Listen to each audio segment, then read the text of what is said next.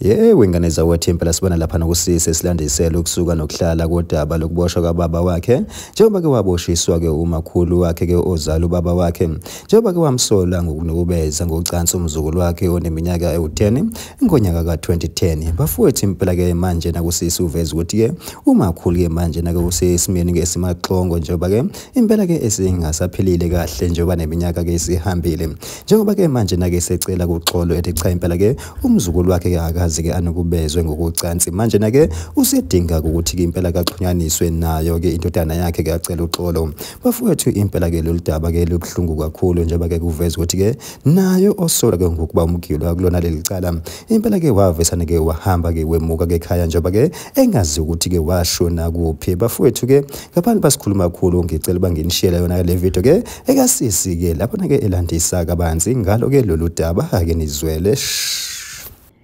Ndicela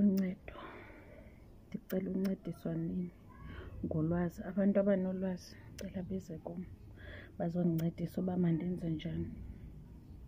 Ndizozama ukukhawulezisa ukuze isitori sam le nto ndizanibalisela yona ngotata ikhawuleze ndingathathi ixesha elide. Utata ndinotata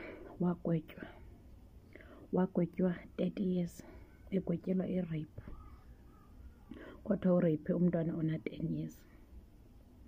Ityala balivula ngo-2010 umntwana ngela xesha wayena-10 years uze wazogwetywa ngo-2018 umntwana ngelo xesha besene-17 years. Kule minyaka ityala laye lavulwa eMount Elif. NdinguAzile Lingana waseMount Elif emaXesibeni kukuhlala ndihlala apha eThembisa eJoburg. Umntwana njengoba kwaye kwathiwa ureyitshiwe laye lahanjwa ityala eMount Elif ngo-2010 owo lacikwa ngo-2011 kuthiwa linabufakazi laphela ityala. Azange baphele emandla baphinda bayolivula ityala eMonfrey. Xa selifika eMonfrey sekungo-2014 kubavula ityala. Xa lifika eMonfrey kwaceka uba ke ngoku seliyathethwa inyanga nenyanga kuthethwa ityala. So utata waendapha engena igqotha lemali for uba limncedise ngoba wayesithi akayenzanga le nto, azange adlwengule mntwana.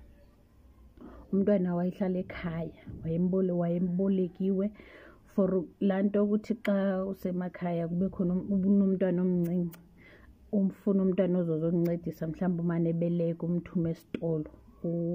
Umomncane wam wayenomntwana omncinci. So walandwa umntwana elandwa ngumakazi wakhe. Ngelo xesha wamlanda ezihambela umntwana wayozifikela kowabo kodwa kube kuthiwa udlwenguliwe. Kwabizwa abantu abazomhlola. Ndiva ngoku ke abantu abazomhlola kuthiwa bathi bona zange babone umntwana odlwenguliweyo kodwa yayiyathi into emdlwenguliwe. Ukwenza fast wagwetywa utata ngo-2018 wathiwa ugwetywa 25 years plus 5 years ngaphezulu. Andiyazi ukuba kwakwenzelwa ntoni uba aze agwetywe olu hlobo. Wagwetywa wathathwa wayotshoniswa eBhayi eSt Albans. Bazoyazi abantu abayaziyo. Andiyazi mna ngoba zange sikide sikwazi ukufikelela. Umntu waya ngu-anti udadobawo wam obezama ngayo yonke indlela uba akwazi ukumbona kwezi ndawo abekwe kuzo. Njengangoku ebeseBhayi wenza isicelo anti uba ndicela nimsondeze abe kwijele elikufutshane. Abantwana bakhe bafuna ukumbona abakwazi ukuzofikelela apha ngenxa yoba kukude and asinazihlobo eziseBhayi for uba simane sihamba sesiye eBhayi siyombona. Ayikho nemali abantwana abancinci ekhaya bekunomntwana oka-2010 noka-2013 besebancinci besafuna utata besambuza imihla nezolo uba utata uphi. Iqhubelekile wahlala utata ejele zivakala izinto. Uyayazi xa ngaba kukhona into eyenzekileyo. Lo mntwana wakuthubotshiwe walahleka ngowo-2018 uba walahleka okanye wahamba but kwaye kwavakala uba uthi uhanjiswe into yoba ubaleka ihlazo loba kuzoduma into yoba ureyitshiwe yena engakhange areyitshwe. Wamka umntwana until today akazanga kabuye nakowabo. okoko wahamba mhlazane kwathiwa nakwerechiwe sekugwetywe utata ke ngoku ebekade ekhona ngeli xesha ityala belihanjwa liphela lithiwa xolo kancinci khona into endiphazamisileyo khona ikhole ebingena so bendiphi okay ekwenzekeni kwale nto kuye kwacaca uba ityala njengoba belihanjwa kunomfana ndizothi ngumfana because akungobhuti omdala phaa kumlungu kunonontlalo wakhona phaa elalini katata. Utata igama lakhe nguBandile Mabhanya. Abamaziyo abangamazi wayedume ngoba nguSisumbulu ngwakwangwane eBroosneck. Bathi nguSisumbulu xa bembiza isiteketiso sikatatakhe bebembiza ngoba nguDiza. Ungumntu okholiweyo uyakhonza yi-Archbishop yecawe yakhe kodwa yiyo esejele ethothoza khona. Okay, emveni koko ke kwacaca uba kunenontlalo othathe umntwana, nguye othathe umntwana wamsa kugogo wafike wathi udlwenguliwe. Ubaba beyigqibile uba ndizokwenza kanje andiyazi andifuni uxoka ngoba mna ndikhulela kwisayidi likamama. Ezinye izinto zasekhaya ndiziva kuba ndisekhaya uba kwenzeka le nale nale. Ewe ndi-close nefemeli yakuloo tata kodwa ezinye izinto ziyandeqa. So kuthiwa lo bhuti ongunontlalo nguye oze nomntwana esithi udlwenguliwe kugogo womntwana. Nyhani ke owonontlalo owo wayimela into yomntwana until abe utata uyabotshwa. Ngoku uncedo endizolicela utata okoko ehamba ke ijele ehlala kweyo jele yaseBhayi samcela uba makabuyiswe. Wabuyiswa ngo-2022 I think. Waziswa phi kwathiwa elona jele elimfaneleyo yiWestville akakhwalifayi kwamanye. Ngelo xesha ndandisasebenzela i-East London ndithi at least makaziswe e-East London. Hayi kwacaba kuthiwa yi-medium yena ukwi-maximum. Ulapha eWestville ngokweThekwini. Sisekude kodwa akufani uyazama ukuyofika eThekwini akufani naseBhayi akwazi ukuyombona. Eyona ntlungu ngoku esibhekene nayo yeyokuba utata uhlala ejele. Ikhehlekazi liyagula liyaconfessa lithi utata azange adlwengulwe mntwana makakhutshwe. Libize ifemeli, wabiza umfazi katata, wabizwa ifemeli, bonke abantu bafika bazommamela. Uthi fana nokuthi uthi wayiphosisa azange yena. Indaba ye-rape wayiva ngalo nontlalo.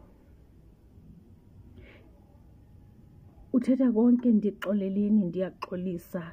Ividiyo yakhona ndizoyifaka phaa kwi-comments because andikwazi uTikTok andimazi kakuhle andizazi ezi zinto uba bekuthiwa ndiyakhona ukunivezela. Ndizanivezela utata gwetyiwe unxiba orange khehlekazi ndizanivezela ividiyo yalo licela uxolo.